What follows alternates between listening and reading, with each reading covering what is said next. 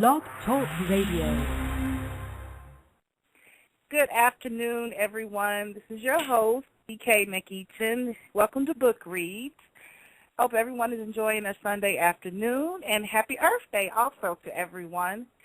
Today we have with us a very special guest, and that guest is author Braxton A. Cosby. How are you, Braxton? I'm all right. How are you? I'm doing wonderful. Are you enjoying your Sunday afternoon? Yes, I am. It's been a little crazy, but I'm having a good one. Okay. Well, before we get started, I want to give you a proper introduction. Braxton A. Cosby, author of Protostar, joins Book Reads to discuss his debut novel and the first installment in his new series, Star-Crossed Saga. As you may have noticed, he shares a surname with another famous person whom we all are very familiar with, that of legendary comedian Bill Cosby, who is his uncle. Make no mistake about this new author, for he has made this name his own by adding to his roster of achievements author with his epic marriage of the science fiction and the romance genres, that is the Star-Crossed Saga. In fact, this series has been dubbed Sci-Fance, the new subgenre, and is receiving rave reviews. Braxton is a dreamer with a vision of continuously evolving and maximizing the untapped potential of the human spirit. He received a lot of his inspiration from watching the accomplishments and exploits of his famous uncle, Bill Cosby. A physician therapist by trade, Braxton received his bachelor's, master's, and doctorate from the University of Miami. An ex-student athlete, Braxton competed in the high and intermediate hurdles, grabbing a silver medal in the 96 Junior Pan Am Games. Braxton is also a certified weight trainer and loves to exercise and stay fit. Braxton's fascination of science grew into an obsession with sci-fi, and on one surpasses understanding and lives each day as if it were his last. His website is www.braxtonacosbygodson.com. So, Braxton. Yes. That's a lot. And quite a bit. How did you get started writing? Because we know you've achieved so many other things. And how did you get started? What made you decide to write Protostar? Actually, the way I got involved in writing is it still baffles me to this day. Back in 2010, I was in church one Sunday, and the bishop said that God was speaking to him, and he was telling him that there was somebody or someone who he wanted to do a work in and give a call into, but nobody was asking. And I remember sitting in the pew that day going, well, God, do you have something you want me to do? So I just started praying, and I asked God if there was something he wanted me to do, and I distinctly heard him say, write a book. And I said, I've written thesis, dissertation, multiple papers going all the way through college, but I've never tried to take on a book. Imagine, and actually it seemed like quite a daunting task, whenever you get a paper in college and they say, please write a paper, 1,500 word minimum and this and that. They kind of give you all these stipulations. You go, man, I got to get these words, and it was always just so intimidating. So when you got, a voice in your head saying, I want you to write a book, it's baffling because you've got to put a lot of words on paper. Absolutely. And I'm sitting there, and I said, okay, well, God, what would you want me to write? So I want you to write a love story. I'm like, well, okay, now you even threw me for a bigger loop because now you want me to write a love story. And and I said, well, what would I do with that? And I'm a huge movie fan. Love good movies, good stories. And I think as a male, I used to like the big action epics and things like that. But recently, over the last couple of years, I've really been drawn to some of the romance stories that have these good original stories, and it really talks about the connection between the characters and the dialogue and just that meaning of love and that innocence of love. So with that in mind, God was like, okay, all those things you used to see in movies when you would see them and you would say, oh, that was pretty good, but I wish they had kind of done this or that with the story, whether it was the love stories or the action ones. He said, I want you to put all of that in your books. And like you said in the intro, I do have a huge fascination for science fiction. I think mainly in part because the stories are so original in science fiction. Right. And also a lot of the characters, we don't get it. Science fiction doesn't get in a lot of the the race and ethnic issues, because there's aliens, Right. alien, one blue, one Right. purple, really don't matter about color and Right. race and creed and science fiction. So it's just pure storytelling about maybe ignorance, maybe fear, and there might be some hate, but it's usually just it's on another level. It's not the same kind of stuff that we trivialize our lives with here on Earth. So I just like the freshness of the story. So I just started sketching out the plot right there in church on one of the pamphlets, putting the characters together, and then I went home and it just grew and grew and grew. And long story short, 3 months later, I had a manuscript sitting in front of me, and I was like, okay, well, what do I do with it now? And then, God just kind of took me on the path of getting published with a local publisher here in Atlanta with Firefly. And I just remember the whole time I was writing it, I would get discouraged and, how am I going to do this and how am I going to do that? And then, you start talking to people about writing, and they would tell you all the things about publishing and how hard it was. And God just kept saying, just finish it. Just finish the story. Just finish it. I'll take it from there. So it has just been a major, just an incredible ride. And you've done it. It's a wonderful story, and I'm telling you, there's so many people out there who start novels and they don't finish them, or they just get discouraged because it's a daunting task. It really is. It really is. Now, of course, your uncle is Bill Cosby. Has he read Protostar, and what does he think of it? Oh, he loves it. I mean, anything that's going to be positive, that's going to talk about love between young people, and it's got positive role modeling in it, and it's got a fresh story, and it encourages reading and exploration, and it's an original. Anything like that, he's going to be behind, and especially because not just because I'm his nephew, but also just because he believes in the creativity and the storytelling, something that I obviously inherited from him somewhere down the line, and he loves that, so he's all over it. He's endorsed the book, and he's helped me.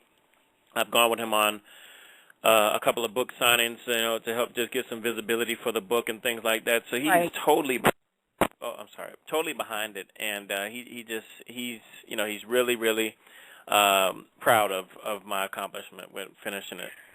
Now, just so everyone knows, because, Braxton and I have talked before, I interviewed him for Black Literature Magazine, who I write for, and he already had this book written, and it was a finished product, I think, before you even approached your uncle, right? Yeah. If I'm not mistaken. Like, it was done. So you had already... I had the book out in September, and I actually didn't talk to him about the book until December. And, he said, how's everything going? I said, well, I had actually talked to my Uncle Russell before that and told him, I said, hey, I got this book. I really think I'll be able to take a peek at it. And he said, why don't you send it to him? So I had mailed him out a copy and dropped him a line, and he wanted to talk to me about something physical therapy related. So he told me to call him, and I called him, and we talked about that. And then he said, hey, so how's everything going? And I told him about the book. And he was very pleased. And even when we did the signing, he said, my nephew did this all by himself. He didn't ask me for any lines, any punchlines in the book. He didn't ask me any storytelling elements. He did it all by himself, got posed by himself, and he couldn't be more proud. So I was, really excited about that, and that's why he doesn't mind doing anything that he can to help me out with it. Now, who is your favorite character in the book? I get asked that a lot. And, well, I get asked that a lot, and I guess the obvious one would be William. I kind of flux between William and Sydney because Sydney was such a strong character to me. I didn't want her to be the defenseless, wimpy little girl, who's waiting for the prince to always save her. I wanted her to be strong. I wanted her to have... damsel in distress, Exactly, that was too... Anything about my books that people feel is going to be... predictable, I'm going to go against it. So that's what I'm just determined to do. So anytime somebody's reading it, like, oh, this sounds like it. Don't worry, it'll turn real quick. It's going to change. Yeah. It's going to go 180 real quick. So. Now, a lot of people have asked me if you plan to write sequels, so I'm going to let you answer that before I forget. Yes, this is going to be... This is a planned trilogy. Okay. Yeah, and then there's also going to be, the Star-Crossed saga itself, if you'd imagine, it's more like it's an umbrella universe. It's going to have a bunch of stories under it. This is just one trilogy under that umbrella. There's going to be side stories. I've got a bounty hunter story that I'm currently in my mind frame of doing this kind of more pure science fiction and less of the romance piece.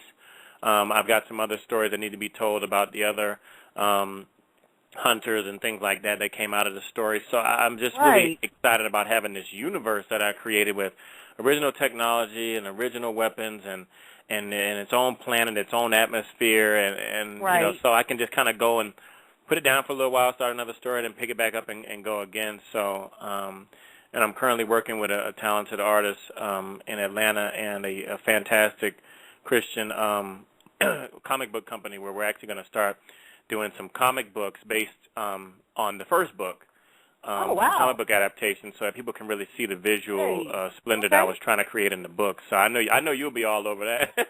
Of course. Of course, and I love comic books, so that's right up my alley. Yeah. Now, I do want to say this before, and I'm actually going to let Braxton go ahead, and he's going to share with us an excerpt live, actually, from Protostar for about 10 minutes or so. This book, and I said this, I was reluctant to read it because I'm not really into the romance aspect, but one of the things I like about it is, unlike some other books that I reviewed, is that it's not corny. Now, this is my problem with a lot of romance, especially when it's blended with science fiction. Sometimes it's corny or sometimes it's incomplete, so this book does it justice, so I like that. And the fact that your children can read it. You don't, parents, you don't have to look over your shoulder. You don't have to, like, oh, boy, let me make sure that anything it's nothing inappropriate for it. You know, children can read it. Of course, Braxton has 2 girls, so, you know, it's safe for your children to read. So those are the things that I like about it. But, Braxton, I'm going to let you dive into the excerpt, and then we'll just pick up after that. Yeah, I'm going to just start off with just kind of the intro, giving a background of the story for everybody who's just kind of on here. You imagine this is it's a story of another galaxy. There's another planet named Fabricius, and all their lives, these people, the Taurian Lions, have kind of dedicated themselves to hunting down these quote-unquote star children, basically offsprings of stars. And in our solar system, our star is the sun. And one day it spontaneously gave birth to this young girl named Sydney and sent it to planet Earth for whatever reason. And that, of course, will all be covered in the next book, so you got to read those. Yeah. And they've and the Taurian Alliance has now sent. There was a king of that planet named Gregorio. He sends his son to actually perform this execution of this star child, and his name is William. And he, in the beginning of this book, he is actually sparring with his friend named Arion, and they're kind of just going back and forth, having a little dialogue about the mission and about just techniques and tactics and things like that. So I'm going to start off with that, and then I'm going to actually breeze over to one of my favorite chapters of the book, Chapter 20, which is the big epic flight scene and the fight scene between William and another character in the book. All right, wonderful. So for the next 10 or 12 minutes, the next voice, we'll hear is Braxton. All right, thank you. All right, Chapter 1, Loading Response. Inside the chamber walls of the Capitol building, a young prince stood approximately 10 feet from his sparring partner. Sweat streamed from his forehead as he loosened his grip inside the leathery laced concussion gloves. As the sound of combat rang throughout the morning dawn, the 2 men cautiously awaited each other's next move. William was always taught to be patient in these times. Holding on a slight lead over his formidable foe, he could easily finish this session off with one well-timed blow. A small crowd began to gather around the outer corridor to take in the entertainment. The Capitol building served as a place of meeting for high-level officials and upper-class folks to participate in a number of activities ranging from business meetings, open forums, and dinner parties. But today, a sparring match between 2 young males was the main attraction. They had just finished a barrage of attacks on one another, exchanging hit counts until they both grew tired and retreated to their respective corners. They were evenly matched from head to toe. Similar upper body muscular builds, along with elegantly finely toned lower extremities, graced the rubberized floor of the sparring grounds. Ambition would be his own downfall now if he became too overzealous and went in for the kill too early. He paced around the room, heading left, crossing one leg behind the other as he watched his foe, careful not to tangle them amongst each other. His partner had won the last round, making this one sudden death. No prizes were at stake for winning, nothing more than an opportunity to best your friend and have bragging rights until the next match. Arion caught his breath. "I think you've got me, William." You might as well come in for the last daunting blow. You think I'm falling for that one? William laughed, maintaining his cautious stance. It worked the last time. Why not now? You know what they say, once a fool, always a fool, Arion replied.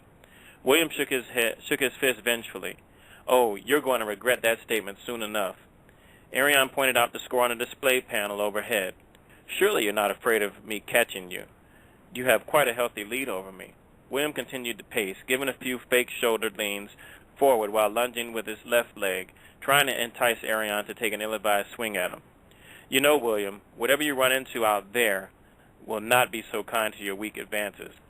If you are referring to the Star Child, please destroy me now and save me another one of your speeches, William said as he pounced forward momentarily before retreating to his defensive stance. Arion dropped his guard, flailing his arms at his side, frustrated by the moment. You can't be seriously considering moving forward with the challenge, William.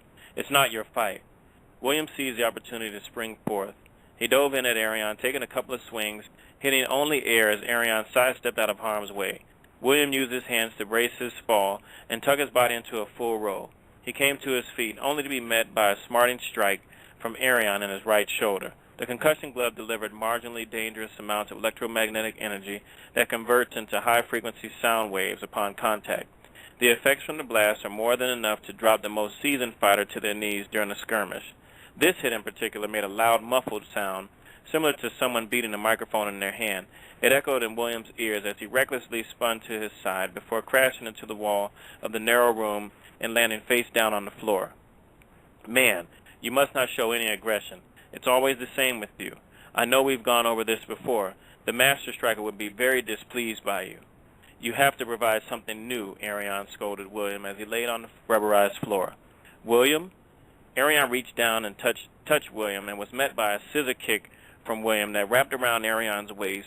William used his arms thrust backwards like a donkey, flipping Arion on his back and flinging himself on top of his defenseless attacker, kneeling over him with both hands holding down Arion's wrist. Is that new enough for you, brother? William asked as a twisted grin on his face. Arion struggled to get up, then conceded to the fact that the round was over. William declared the victor. That was indeed excellent, brother. You got me with that one. Please remember to do the same trickery on your mission. The Star Child will not be so gullible. That I'm sure of. I'm going to swing on over to Chapter 20. This one is conflict of interest. And here we are now. We've gotten to kind of at the climax of the book where William runs into another antagonist who is actually trying to kidnap Sydney and take her from the planet. And William is coming in to save her. The vehicle sped down the long, dusty road with unbridled fury, intent on arriving at its destination without delay. In the front seat sat two people who were busy contemplating the execution of a fiendish scheme. Zelwyn looked at Sienna occasionally as he spoke, making sure that he was paying full attention to his commands. She did not open her mouth, but confirmed each statement with a simple head nod, keeping her eyes on the road ahead. Now, make sure we get her to follow us outside. I've set the automatic pilot to bring the ship here shortly after I give the signal. We must not delay in convincing her to leave with us. Sienna nodded again. She wanted to look at Zelwyn, but part of her was afraid to commit to such an action, fearing that he would sense something different about her. Inside, something inexplicable was happening.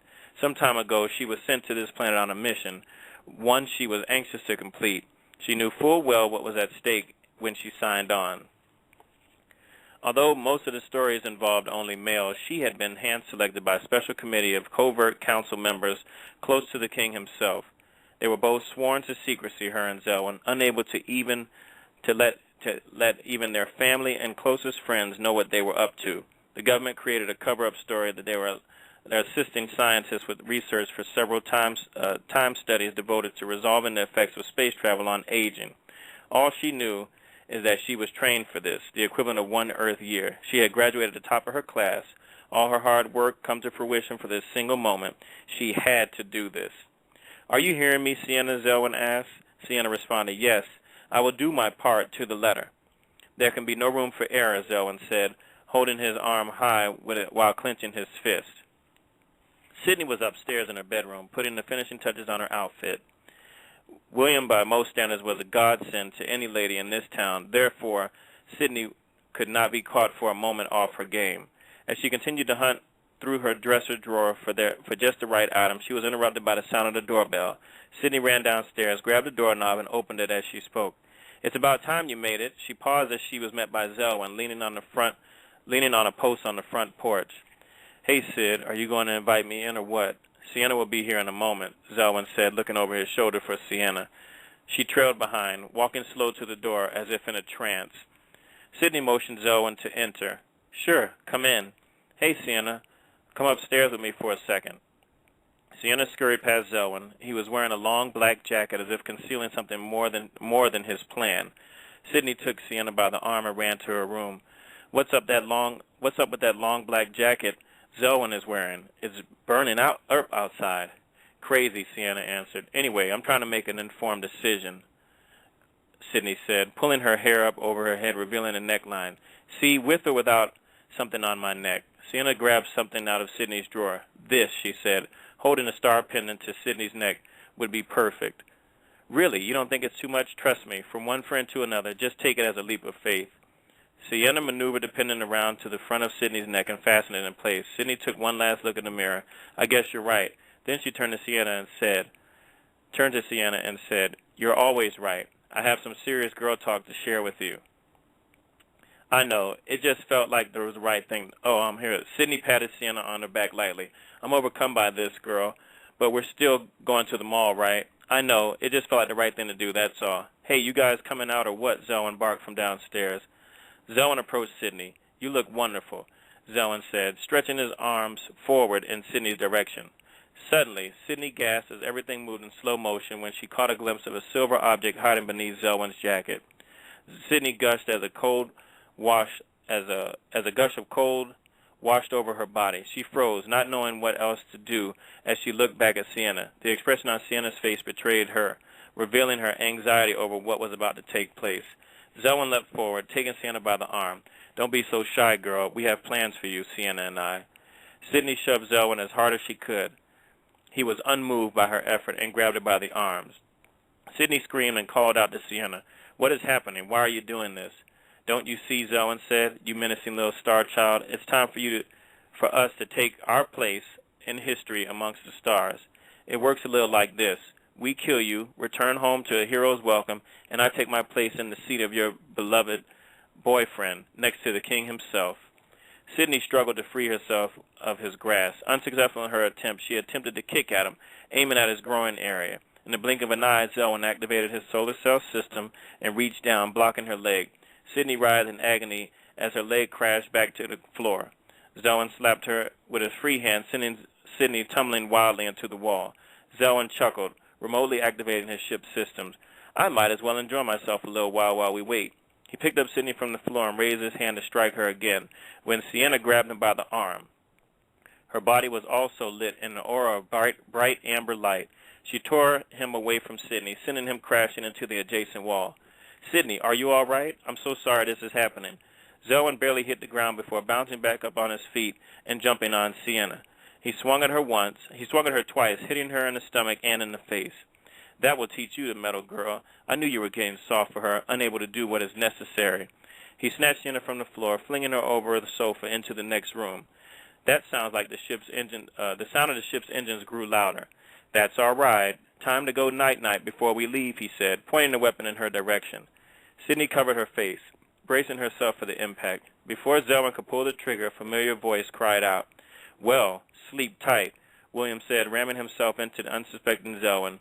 The two crashed into the living room wall, sending the gun hurtling to the ground. William struggled with Zelwyn, pinning his arms laterally across the wall. Their bodies were both ablaze in an isotrine glow. Even Zelwyn's jacket began to look translucent, unable to block out the array of light. Zelwyn held on to William and jumped backwards into the ceiling, slamming both of their heads into the sheetrock above. As they dropped back to the floor, he sent a sharp elbow into William's back, dropping him to one knee.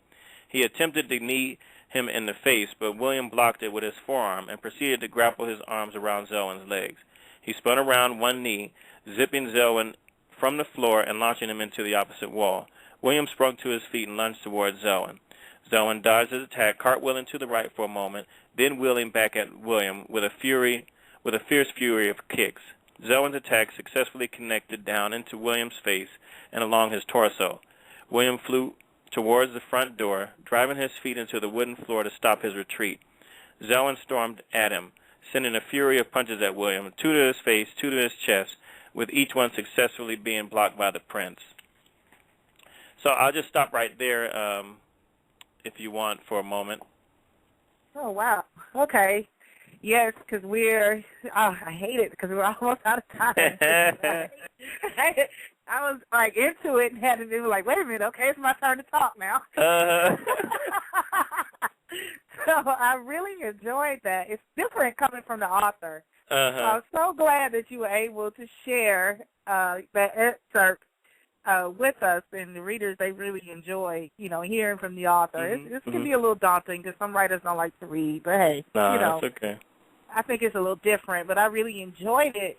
And and just so everyone knows, Braxton also did an interview with me for Black Literature Magazine, which actually should be up later today, as a matter of fact. Some of the questions that I asked him will be up there. What was your favorite writer, Braxton? Right now, if I'm looking at some of the people who I used to read, I was a big Edgar Allan Poe reader. I know he wrote short stories and things like that, but just the suspense and the way he would put things together, I thought it was just genius. And one of my favorite stories is Speckled Band and Raven. Those are like my favorites. Oh, yes. And The Telltale Heart was fantastic too. I have a science fiction writer who I followed for a long time. His name was Fred Saberhagen, and he wrote a series. Yeah.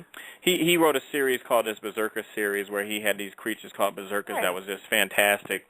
And I used to just get them offline off of Amazon for like, $3 because they're older. You get you a nice hardcover book, Yeah. And he's one of my favorites. And right now I'm really fond of a young writer named, I just drew a blank, Veronica Ross. She actually wrote a book called Divergent. Who I really like, and I've just started reading another series by a young lady. I think her name is Cassandra. I can't remember her last name, but she wrote a series called the City of Bones. Okay. So I just started reading hers, and I think those are really good writers, young and just have a good flair for being descriptive and action oriented. So it's really good stuff out there. Now, tell everyone, for everyone that hasn't read the book or doesn't have a copy already, let everyone know what formats it's available in, where can they get it, how can they contact you if they have questions for you or want you, to come sign some books or something. Yeah, fantastic. If you want, the book is on, actually if you go to my website, www.braxtonacosbygodson.com, or you can just Google my name, Braxton Cosby, and it comes up. On the website, you'll have links to Amazon, to Barnes & Noble, and Books A Million. If you go to Amazon and you look for a seller named Cosby Kid 84, that's actually me. I will ship you out a copy signed if you want a signed copy. Oh, wow. Okay. Yeah, so you can actually get a signed copy there. Right off of Amazon. And it's in ebook format. You can go to Smashwords for any e-reader that you have. They have them in all shapes, sizes, and formats. And if you go to Barnes & Noble, you can get it in paperback and also in the Nook. And, of course, Amazon has the Kindle format as well. And also, just so everyone knows, I've also reviewed the book myself. I downloaded an e-copy from my Kindle.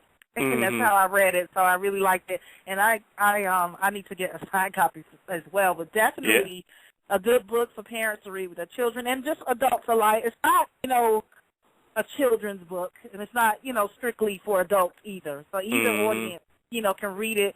But I have it on my Kindle, so everyone get a copy. This information will also be on the Book Reads fan page after the show. Then I'll put the information there so you can get to his website, get the book. If you want to get a paper copy, if you want an e-copy, that's fine too. Braxton, we're about out of time, but I wanted to thank you so much for being on the show because I know you have a busy schedule. And No, hope to thank hear you from for you having me. again as you Yes. keep coming out with more sequels. So Yeah, I just finished the new, first book of a new series. I know I changed paths here for a second because I'm getting back to Starcross, but I just finished just an amazing story that I just created, just God-inspired, totally out of nowhere, and it's going to be fabulous too. And I'm actually in some negotiations with a literary agent to just carry everything from here on out. So it's going to be amazing. So you'll definitely be hearing from me. Well, thank you, everyone, for tuning in. Everything will be on the Book Reads fan page, and we will see you next Sunday. Thank you, Braxton.